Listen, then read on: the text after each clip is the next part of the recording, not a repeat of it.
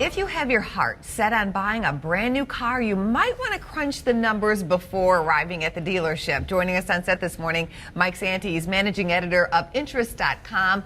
Great to have you in the show. And what's going on with car prices, Mike? What did you find out? Well, car prices, the average transaction price is now over $32,000. That's a lot of cash. That's a lot of cash, and it's a particular lot of cash for a lot of median income families, which is what we've studied. Are they struggling to buy new cars? Can they afford the new cars? Well, not $32,000, we found. We looked at the 25 largest cities and what the median income family could afford in each one of them, and we found that exactly one city was all the factors aligned that actually allowed someone to spend $32,000 on a new car. That was Washington, D.C. In the 24 other cities, the average was more like $23,000 or $24,000 that the median income family could afford to spend. Because otherwise they end up spending too much of their paycheck, correct? And how can you avoid that? So you're not, if you're in one of those cities where the prices are so high, what do you do?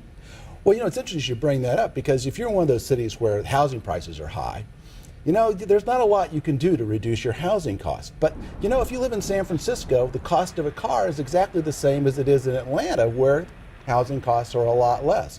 So that's one of the key things here, is that if you make a smart decision to buy a car that, say, is $22,000 or $23,000 instead of $34,000 or $35,000, that's like $10,000 that you can put in your pocket and that you have to invest in yourself.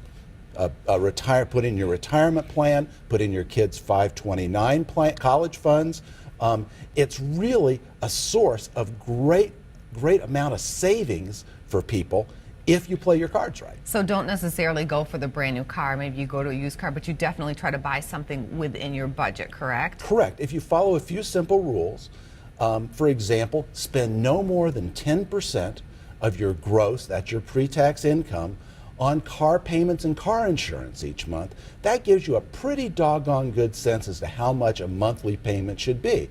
And if you keep that monthly payment to, say, $300 instead of $600, that's $300 that you have that falls to your bottom line, and you can invest in yourself each month. We feel wealthier already. Thanks for coming on the show today. You bet, no trouble.